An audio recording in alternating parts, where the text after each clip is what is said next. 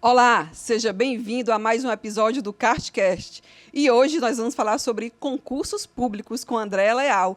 Seja muito bem-vinda, Andréa. Muito prazer, Priscila. Um prazer imenso estar aqui, contribuindo com o nosso Sinored e falar um pouquinho sobre a nossa história dentro dos concursos públicos, né? Compartilhar um pouquinho contigo da minha experiência, né? E também aprender um pouquinho com você. A alegria é nossa em recebê-la. Vamos conhecer um pouco sobre a Andréa.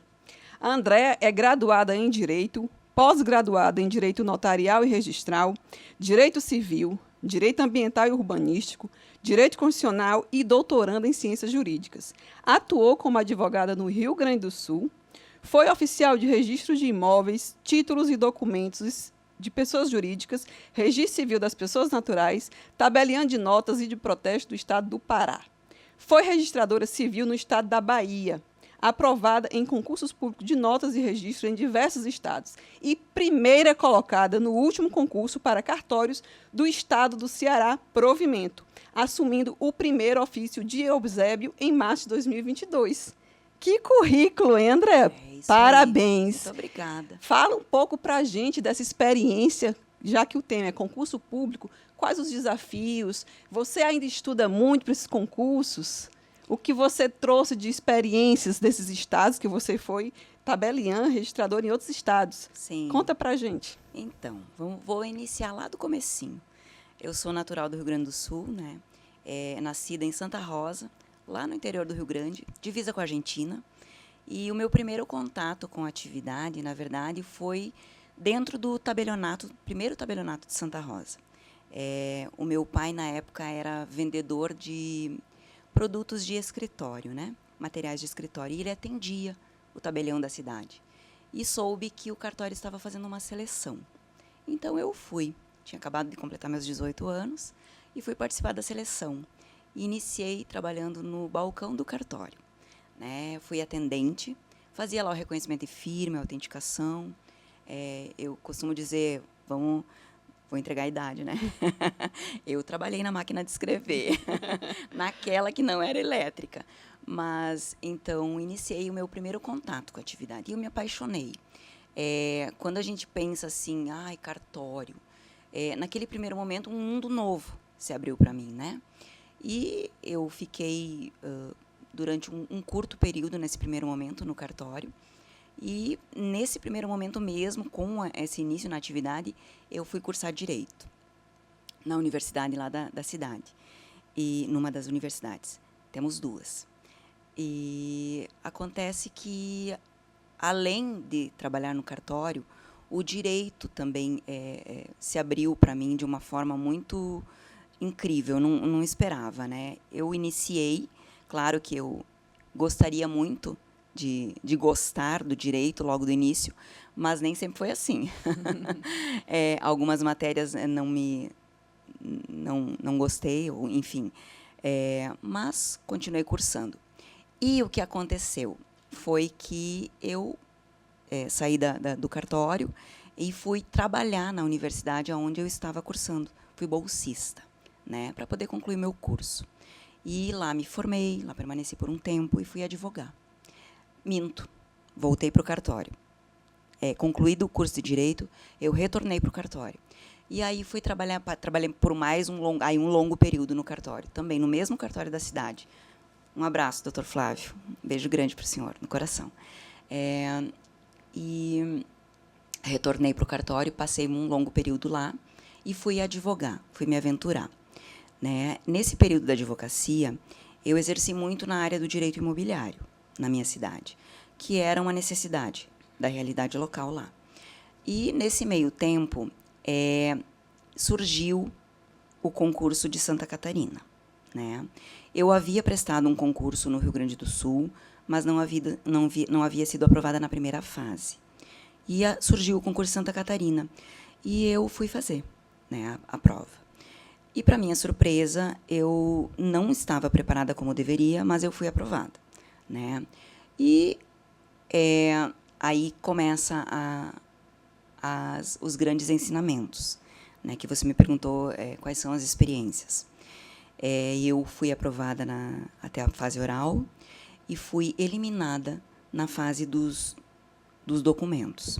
Que a gente sabe que concurso de cartório são 6 fases de provas, né? Eu costumo dizer que são 6 fases de prova, mas tem mais audiência de escolha, que, a meu ver, é uma fase, né? E muitas vezes é a mais difícil e mais importante, porque requer todo um estudo da realidade, né? O que acontece foi que eu fui eliminada nos documentos. E aí foi o meu grande aprendizado. E também foi um momento muito difícil, de muita cobrança, porque foi uma culpa minha. Foi realmente uma culpa minha. Eu não tive atenção na leitura do edital.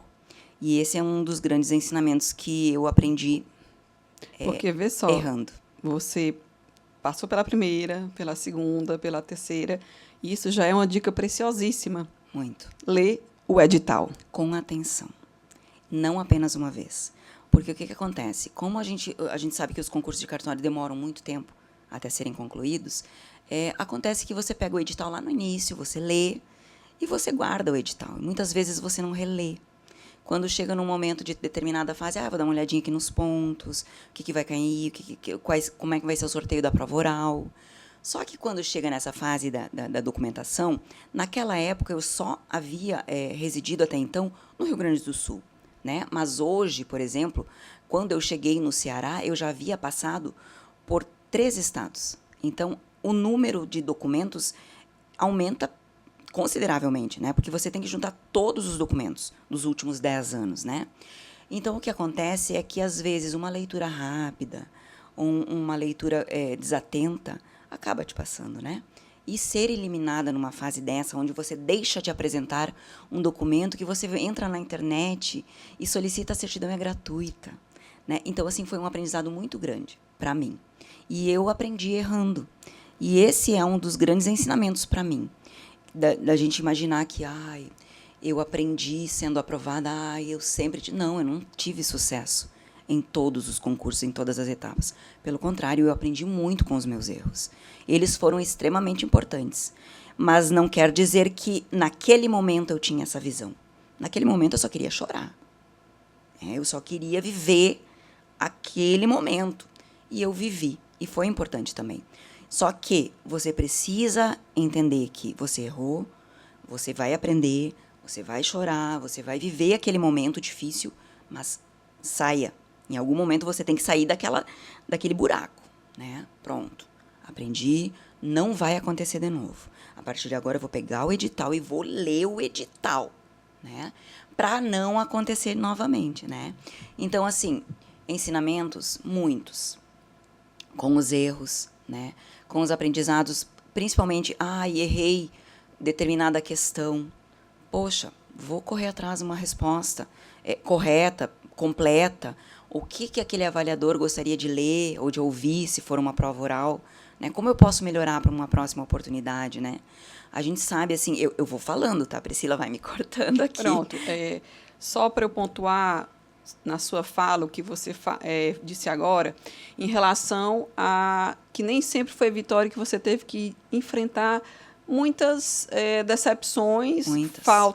Faltou por uma questão de leitura, faltou a apresentação de documentação que foi decisiva na sua reprovação. Sim. Né? Ou seja, você já deu uma dica valiosíssima em relação ao cuidado com o edital do concurso público. E também a questão da persistência. Porque Sim. você atrás tinha sido reprovada numa primeira fase, mas você não desistiu, você continuou tentando, você continuou se aperfeiçoando. Sim. Que eu acho que é isso que diferencia um candidato de outro. Sim. Muitas vezes você está muito perto de conseguir a aprovação, mas você desiste. Quando você está pertinho de atingir seu objetivo, você desiste. Então, o equilíbrio emocional, você está preparado para enfrentar os desafios de cada fase, você ter uma organização, não é só de estudo, mas na sua vida pessoal, no seu trabalho, isso faz toda a diferença, não é isso, André? Muito. E essa questão de planejamento, comprometimento, porque é um compromisso. Né? Eu sempre fui muito comprometida com qualquer coisa que eu vá fazer, né? E eu sempre me cobro muito, né? O que acontece? É um compromisso de você com você mesmo, né? Até onde eu estou disposta a ir, porque requer muito sacrifício, né? Na tua vida pessoal, na tua vida profissional. Nem todo mundo tem uma boa rede de apoio, né? Você precisa de um apoio financeiro, né? Você precisa de um apoio pessoal, psicológico. Ah, eu não tenho condições de fazer uma terapia, né? Mas eu posso ler, né? Hoje a gente tem tantas ferramentas, né, de autoajuda, procurar de alguma forma que te faça bem. Ah, e se é uma caminhada que vai te fazer bem, vai te fazer naquele momento esparecer, faça, né? E o importante é que você se ouça e se respeite também. Né? Quando eu digo que você vai precisar, aprendi, eu vou viver esse momento difícil, para aprender com o teu erro, né? Mas também é importante que você se respeite a ponto de agora eu vou deixar isso de lado ou não. E tá tudo bem se não quiser deixar. Cada um tem o seu projeto. Eu acho que é extremamente importante, e assim, a meu ver, é um dos pontos principais, que você trace um objetivo. Onde eu quero chegar? Né? E qualquer que seja o teu objetivo, pode ser um lugar, pode ser um número, né? Não vai ser parecido, às vezes, para determinada pessoa como vai ser para outra. Pode ser que o objetivo da Priscila seja estar próximo à família, né? Pode ser que o objetivo da Andréia seja estar próximo a determinado número, né? Ou ambos. A gente comentou agora há pouco sobre a última fase, que não é uma fase, né? Já é a audiência de escolha, mas de fazer um bom estudo da realidade. Eu, por exemplo, eu vim do Rio Grande do Sul, né? Eu fiz concursos nas mais variadas regiões do Brasil. Eu já morei no Norte, né? O meu objetivo sempre foi o Nordeste, né? Na verdade, o meu objetivo sempre foi o Ceará, né? Desde 2010, eu vim prestar o concurso de 2010. Foi o primeiro concurso que eu fiz fora do Rio Grande do Sul, né? Fora da minha casa, eu costumo dizer, né? Do lugar onde eu nasci. Hoje a minha casa é o Ceará. Porque eu costumo dizer que eu sou uma cearucha. Sou nascida no Rio Grande, mas eu sou cearense de coração. E eu vim em 2000... Já aprendeu cearês? Eu sei até a vaia. Mas eu vim em 2010 fazer o concurso naquela época, totalmente diferente de hoje. Eu despreparada, né? E naquela época a gente não tinha as ferramentas que a gente tem hoje. Na época a gente não tinha o Waze, a gente não tinha o WhatsApp, né? A gente se comunicava do jeito que dava, a gente participava de fórum, né? E o que acontece foi que eu vim para o Ceará e eu sozinha, sem conhecer ninguém, na verdade, quando eu vim já para assumir, eu também não conhecia ninguém. Eu tenho uma grande amiga que é cearense, né? A família dela é de Fortaleza e também muito por intermédio dela eu acabei vindo para o Ceará já lá naquela época. E quando eu cheguei em 2010, o que aconteceu foi que eu peguei um táxi e fui parar no local errado da prova. Né? Eu acabei... O táxi me deixou na escola 7 de setembro e a prova era na faculdade 7 de setembro. Hoje eu sei a diferença, mas na época não. E o que aconteceu ali foi um despreparo mesmo, né? Por quê? Depois daquilo, por um bom tempo, eu chegava na cidade e antes da prova mesmo eu ia visitar o lugar da prova, de medo, né? Mas isso a gente vai superando e as coisas vão acontecendo, a gente vai conhecendo pessoas, verdadeiros anjos que vão entrando na nossa vida, né? Tenho certeza que todo mundo que está me ouvindo e que presta concurso para cartório sabe que a gente conhece colegas que vão se tornando amigos. E é tão lindo quando você chega num estado e você vê as pessoas assumindo as suas serventias, realizando sonhos. Eu tenho certeza que você lembra da nossa audiência de escolha. O quanto foi importante, o quanto foi lindo aquele momento. Quantas famílias estavam ali realizando sonhos, né? Então, eu costumo dizer assim que o caminho é árduo, é muito difícil. É um dos concursos mais difíceis, com certeza. Não tenho a menor dúvida disso. Mas, se você tiver persistência e compromisso com o teu sonho, ele vai acontecer. Só não vai ser aprovado quem desistir. Então, é extremamente importante isso. Trace um objetivo, firme um compromisso com você mesma, não se auto-sabote, né? Se organize e assim, trace até onde você está disposto a ir. O que você está disposto a deixar de lado, abdicar, em busca do teu sonho. Né? Isso. Você, mais uma vez, deixou outra dica aí na sua conversa, falando que quase que a questão do local de prova, né? Pegando como dica, porque aqui a gente tem quem nos acompanha, quem é da atividade, quem deseja ser da atividade, o público em geral. Além de ser um concurso muito difícil, é um concurso que requer uma dedicação, tem várias fases, né? A gente também tem que se organizar em relação a alguns pontos que são considerados, às vezes, achados que não é tão importantes e que, muitas vezes, faz você perder uma prova. Exato. Ou desestabiliza emocionalmente. Porque no momento que você não verifica, eu também tenho esse cuidado. Você verificar onde vai fazer a prova. Antes de eu fazer o concurso para cartório do Ceará, foi o primeiro que eu fiz, foi esse do Ceará. E eu queria muito ser defensora pública. Tentei alguns, mas não consegui. Passava na primeira, mas na segunda já engasgava. E um grande colega meu, para você falou dos anjos, né? Disse assim, Priscila, por que tu não tenta para cartório? É um concurso bacana. Eu disse, por que não? E tentei e aqui estou. Me sinto muito feliz na atividade. É uma atividade que nos honra pelo compromisso e a importância que a gente tem para a sociedade, mas é um concurso difícil, porque você, além de ter muitas fases, é uma matéria que você não tem costume de ver na grade da faculdade, que é o direito notarial e registral. Infelizmente, né? Essa é uma disciplina que só se for optativa em algumas universidades. Então, você tem um universo do direito civil, que é um peso importante na nossa prova, do direito notarial e registral também, que cada um tem os seus elementos. Eu queria que você falasse para a gente como foi a sua preparação, porque apesar de você ter tido situações que não deram certo, provas que não deram certo, você teve a maioria que deram muito certo. Né? Eu queria que você passasse para a gente, Andréa, como foi essa preparação, o que é que você tem para dizer para os colegas que vão tentar uma remoção, ou aqueles que estão tentando em outros estados, o próprio provimento mesmo, essa é a remoção, e aqueles que têm curiosidade, que de repente está prestando para outro concurso e, como eu, não sabe que é tão bom quanto outros concursos. Sim. A questão de ser titular de cartório, Sim. que é um trabalho muito sério e muito respeitado no nosso país. Eu queria que você dissesse como você fez essa preparação. Você já deu dicas valiosíssimas, que a gente pensa, mas essa dica é importante, porque muitas vezes você vem muito preparada, mas você perde o local da prova. Sim. Né? Às vezes você vem muito preparado, mas esquece de entregar o documento. Mas aí, no dia a dia, na mão na massa, como foi que você fez? De repente, essa dica vem ajudar muitos colegas, muitos que queiram a exercer e assumir a função de tabelião ou registrador. Sim. O que acontece? Teve um concurso que eu errei também no estudo. O que eu fiz? Na época, a gente não tinha, assim, muitas oportunidades de cursos, né? Não existia o que há hoje.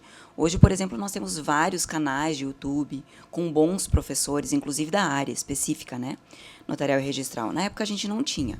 Então, comprava-se, né, um curso, e eu comprei um curso voltado para o concurso de São Paulo. Né, que era uma matéria muito específica para o desenho da prova de São Paulo. E eu estava estudando naquele formato para um concurso de outro estado. Né? E quando eu cheguei na prova, eu me deparei com uma realidade totalmente diferente, principalmente de prova oral. Porque, e nesse momento eu aprendi muito, principalmente na análise das bancas. Né? Por quê?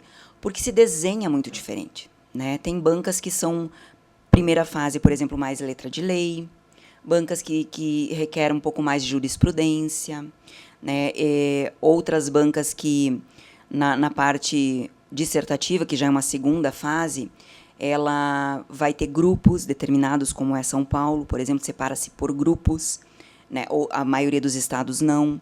Então, assim, depende muito da banca. O que eu fiz? Naquele momento em que eu percebi, tarde, infelizmente, que eu percebi que eu havia estudado errado, eu refiz a minha análise e o meu projeto de estudo. O que eu fazia? Quando a gente faz concurso para cartório, na verdade, eu não fiz nenhum outro concurso. Nunca prestei magistratura, defensoria, MP, não. Porque eu tinha muito em mente que era o que eu queria. E pode parecer... na verdade, Eu acho hoje que foi um descuido, mas eu não tinha plano B, né? E quando eu me deparei com a realidade de que eu não tinha plano B, isso me assustou.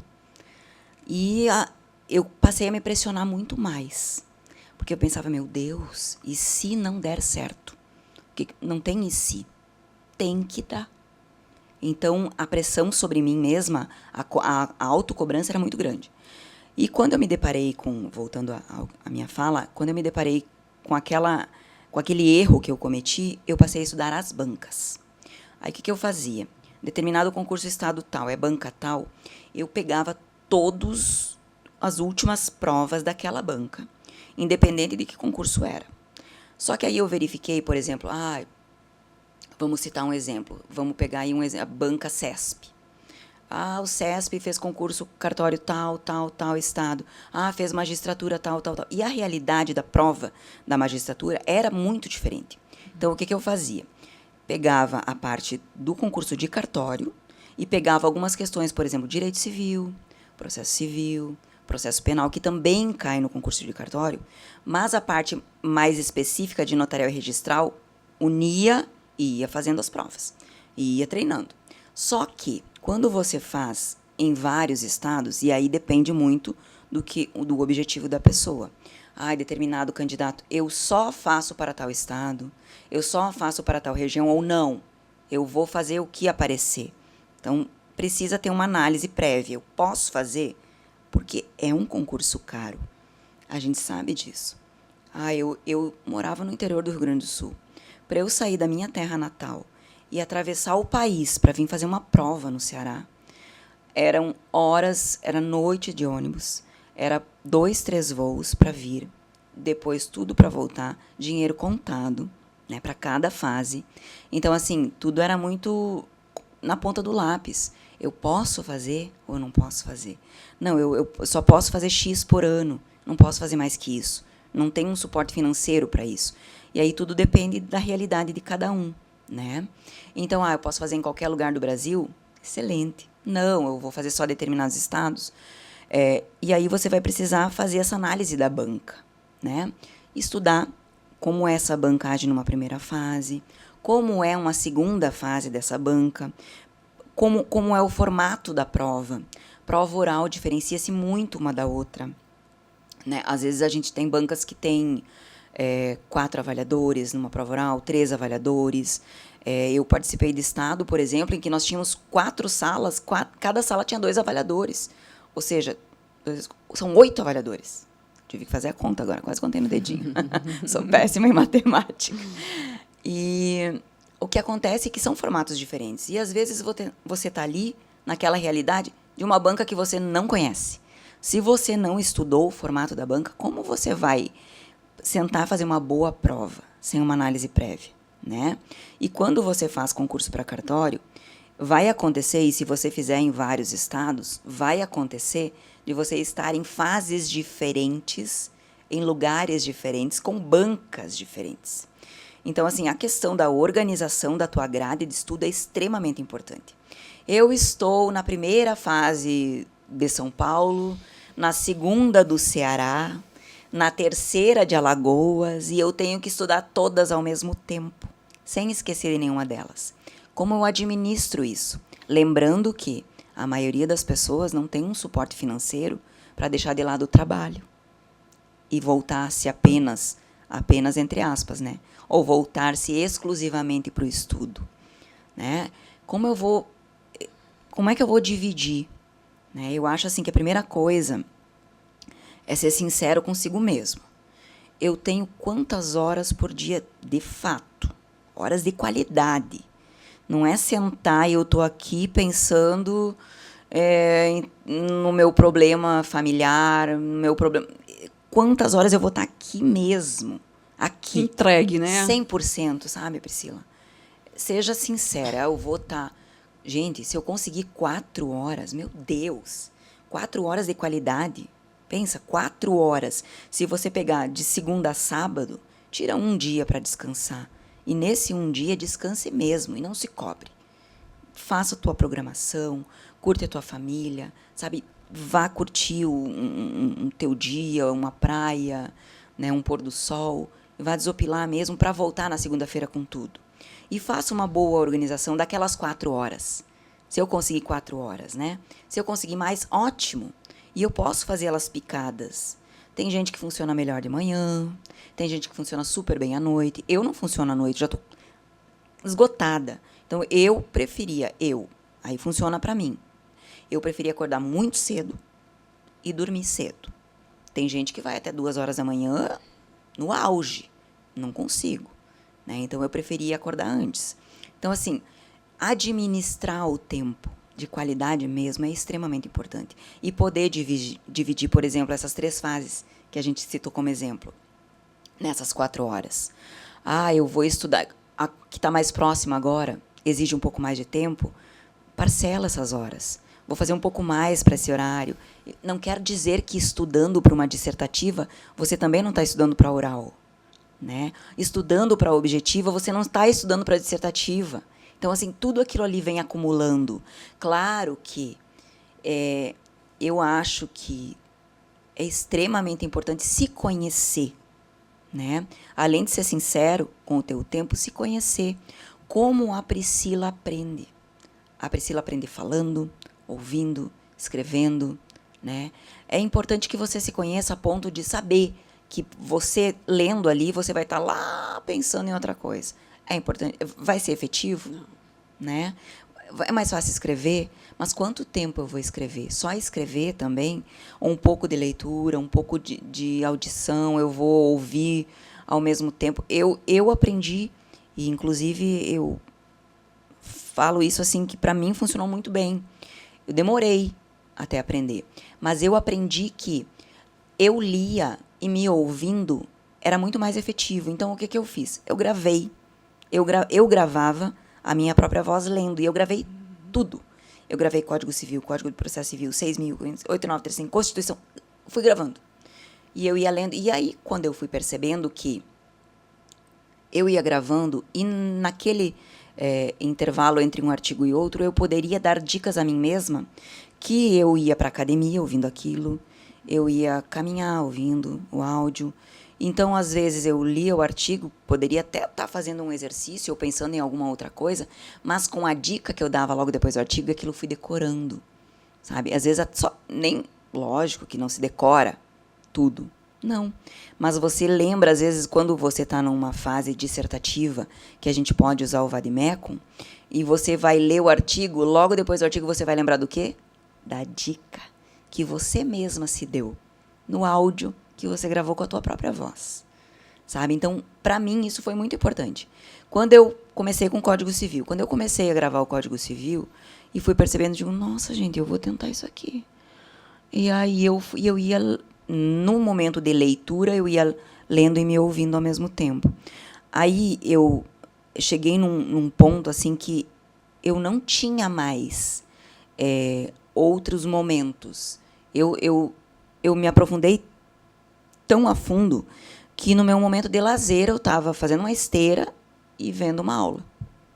Eu estava caminhando e ouvindo um áudio. Eu estava conversando. Meu marido foi o meu maior avaliador, porque todo momento, todas as provas orais eu treinei com ele. Ele era o meu avaliador. E aí o que eu fazia? Fichas, que eu fazia no momento em que eu escrevia, eu fazia fichas e ele, com a própria ficha, me fazia as avaliações, né? Me arguía. E aí, eu treinava postura, né, com ele, eu treinava o gesto, eu tentei fazer, por indicação de amigos, faz na frente do espelho, eu achei estranho, sabe? Eu não deu certo para mim. Eu tentei a fase do espelho. Também tentou, sabe? Não, foi muito estranho. E com ele já fluía. Né? Claro que ele tinha a ficha, porque até para poder me corrigir, né, nas respostas, mas foi extremamente importante. Então, assim, chegou num momento da minha vida em que os meus momentos de lazer eram avaliação, sabe? E, claro que a gente passa por fases. Vão ter fases que você vai estudar 2 horas e você não consegue mais. 4 horas. eu consegui, nesse momento eu estou de férias, e eu vou tirar as minhas férias para estudar, e vou me comprometer de estudar X horas. Não adianta você estar sentada ali, eu vou ficar 12 horas sentada. Só sentada, não adianta.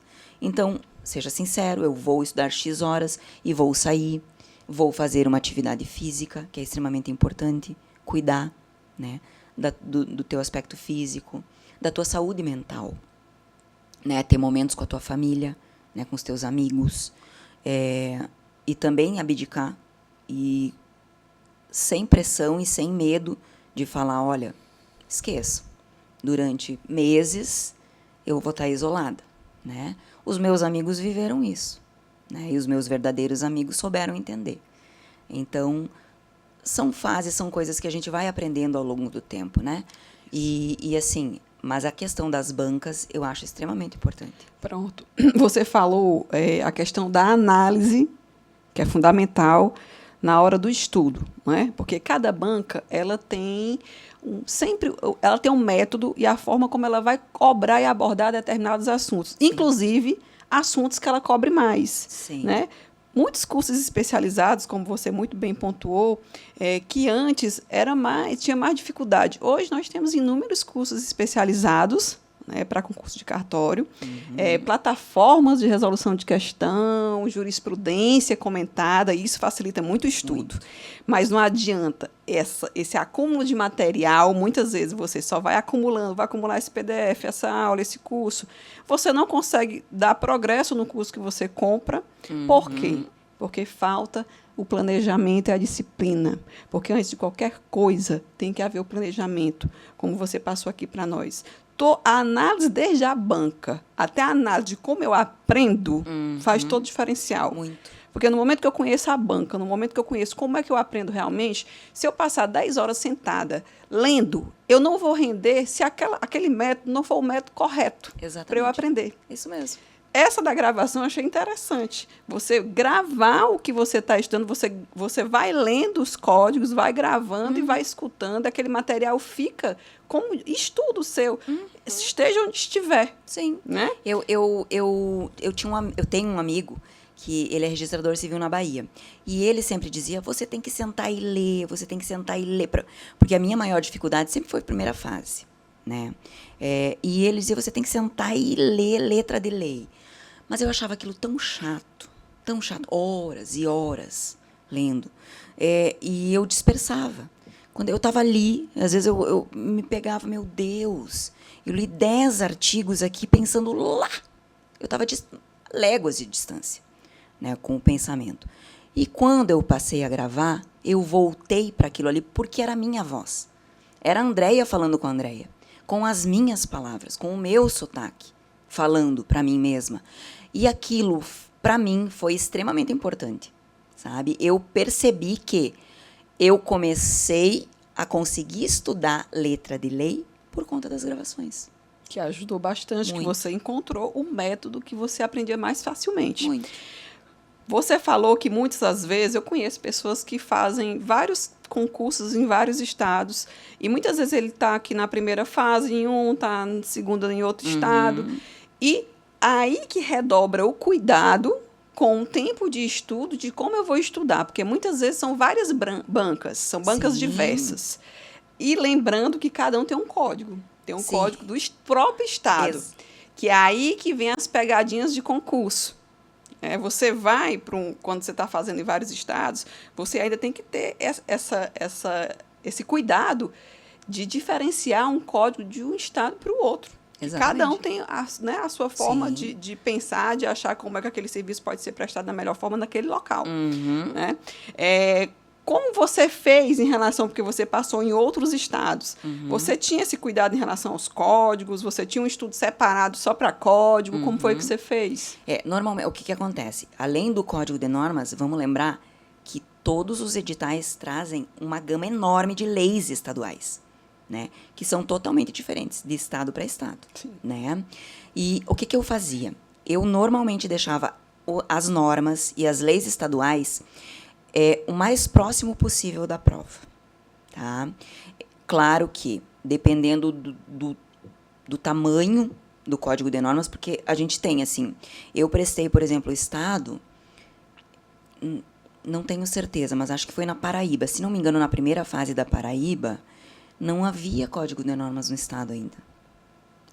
Então, assim, nós tínhamos as leis estaduais, mas não tínhamos um código de normas naquele momento, né? Então, você acaba que você fica com um monte de lei, mas ainda assim um número menor do que outros estados. Pernambuco, por exemplo, o Código de Normas de Pernambuco era imenso já na primeira fase. Então, o que eu fiz? Deixava, lógico, não para as vésperas, né, gente? Pelo amor de Deus. Mas, assim, o mais próximo possível, né? E aí, o que eu fazia? No início da semana, que eu estava mais descansada, normalmente domingo era meu dia de descanso, né? E domingo eu não estudava. Claro, raras exceções, às vezes, estou na véspera de prova, não tem. Aí eu nem conseguia descansar, porque eu ficava me cobrando e acabava que eu estava no descanso pensando no material. E, né, então, era melhor eu estudar. E o que acontecia é que no início da semana eu colocava nos meus horários as disciplinas que eu tinha maior dificuldade. Então, assim, eu começava a semana mais descansada, eu pegava as que eu tinha maior dificuldade no início da semana. E aí, quando chegava mais próximo ao final de semana, eu já estava mais tranquila, eu pegava algumas matérias que eu tinha mais facilidade, que sempre vai ter. Algumas matérias que você tem um contato maior, uma afinidade maior, né? Então, era o que eu fazia. E quando chegava um período mais próximo ao da prova, aí era lei estadual e Código de Normas. Por quê? Porque além de você ter ele na primeira fase, não numa incidência tão grande quanto nas outras, mas numa segunda fase, por exemplo, uma segunda fase é extremamente importante. E a segunda fase, a gente fica pensando, ai, nossa, 6 horas. Gente, 6 horas passa assim, você não vê. E você, psicologicamente falando, pegar um código de norma sem ter manuseado ele antes, é um desespero. Você precisa ter uma ideia de onde está. Ai, está em tal capítulo, está em tal lugar. Lógico que você não vai saber ele todo, não tem como. Mas você tem que, pelo menos, ler para lembrar em que capítulo está, em que ordem, mais ou menos, ele está, para, na hora da prova, você já ir mais ou menos no lugar certo, né? Na lei certa, na lei estadual certa. Porque é muito rápido.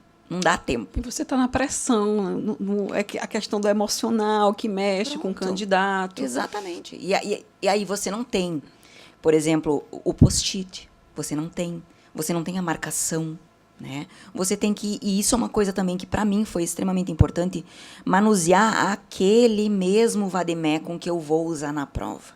Por conta da memória mesmo. Porque o que acontece? Eu vou pegar aquela folha.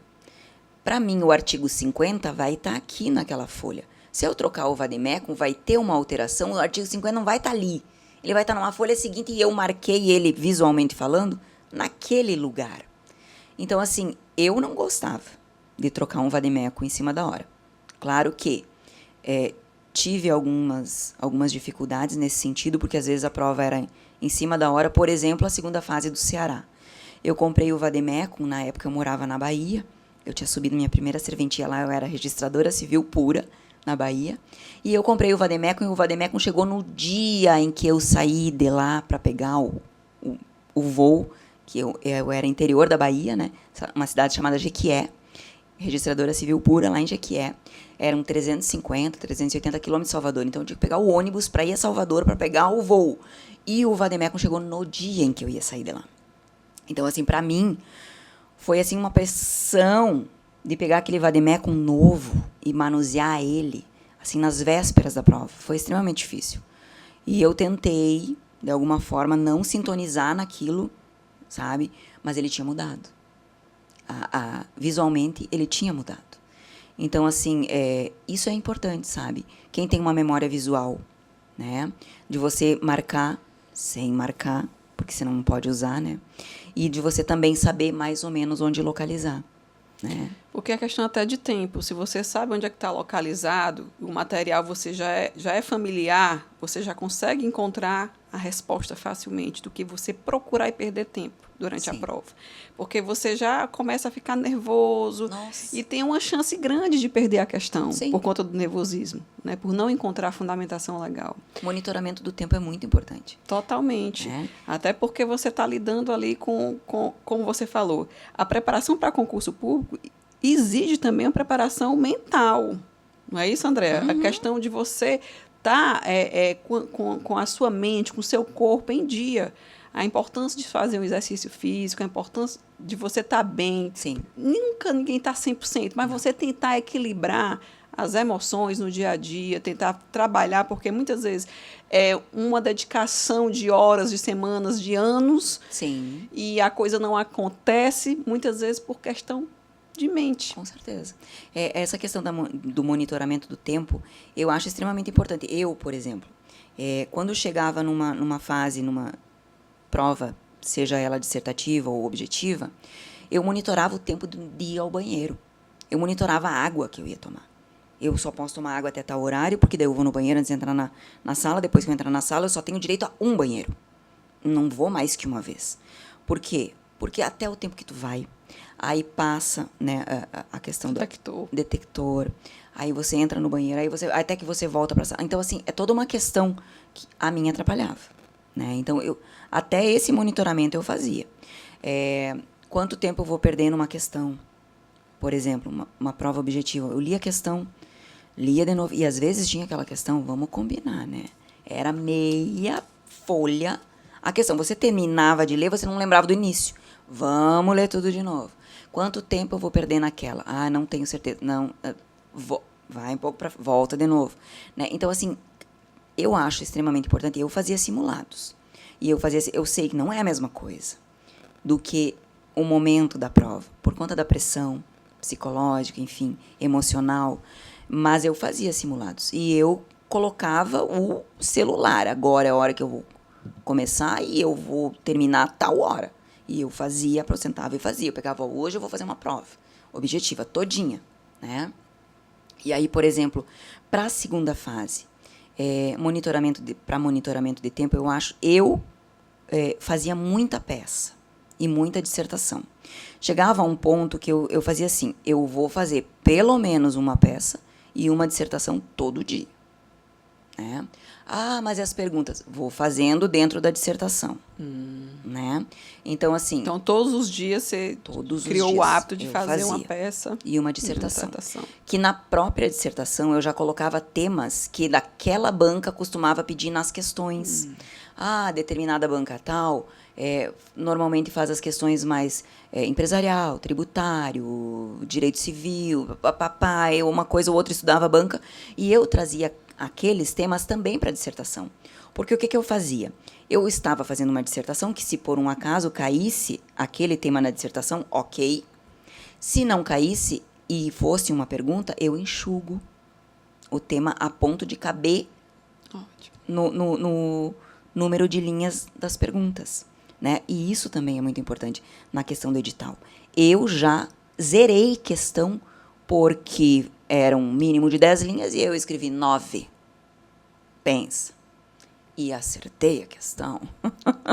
Mas zerei porque escrevi 9 linhas. Por quê? Porque não li. Não li com atenção. Né? Então, assim, ter esse cuidado de monitorar o tempo. Quando você vai escrevendo peça, vai escrevendo dissertação, você vai se monitorando quanto tempo eu estou levando para fazer. Aí eu vou diminuir aqui, vou aumentar ali, eu posso melhorar, o que eu posso melhorar a minha escrita. E também, se o candidato tiver a oportunidade de ter um colega, um amigo que possa ler e fazer uma avaliação crítica, né, daquela questão, daquela dissertação, daquela peça. De alguma forma, fazer uma correção. Vamos trocar. Eu te mando uma peça daqui, você me manda dali. Eu leio a tua, tu lê a minha. Vamos ver o que a gente consegue melhorar. Entendeu? É extremamente importante. E em relação ao Ceará, tirar primeiro lugar no Ceará, além de toda essa preparação, esse planejamento, esse cuidado com o tempo, com material, com análise de banca, o que mais você diz para aqueles que tentam o nosso querido Ceará morar aqui, assumir uma titularidade no cartório cearense? Eu espero, de todo o coração, que a gente tenha novos colegas engajados, né, na nossa atividade que é tão linda, né? A gente exerce uma atividade que participa da vida das pessoas diariamente, ativamente, né? A gente participa do início ao fim, do nascimento até o falecimento, né? E os momentos mais importantes das pessoas, a gente faz parte, né? Quando realiza o sonho de uma casa, né? E às vezes a gente cuida da economia de uma vida inteira, né? Então nós somos verdadeiros garantidores de segurança jurídica, de legalidade. Então assim, eu desejo que o próximo concurso traga colegas experientes e que venham dispostos a aprender e a ensinar, né? O estado do Ceará é um estado incrível. Eu sou apaixonada. Eu costumo dizer assim que não me pergunte do Ceará, porque para mim é o melhor lugar. Nós temos um clima perfeito, né? As pessoas são amorosas, são calorosas. Eu cheguei aqui no início da pandemia. Então, assim, infelizmente não tive ainda a oportunidade, porque a vida voltou ao normal há 2, 3 anos, e a minha serventia me consome muito. Mas eu me dedico de corpo e alma a ela. Mas, assim, o pouco que eu conheci do cearense é um povo extremamente acolhedor, extremamente dedicado, é um povo lutador, batalhador. Então, assim, que as pessoas venham com o coração aberto, né, e que possam exercer a nossa atividade assim da melhor forma possível. Eu tenho certeza de que nós teremos brilhantes mentes chegando no Estado. Que maravilha. E outros do Estado, né? Na nossa remoção, né?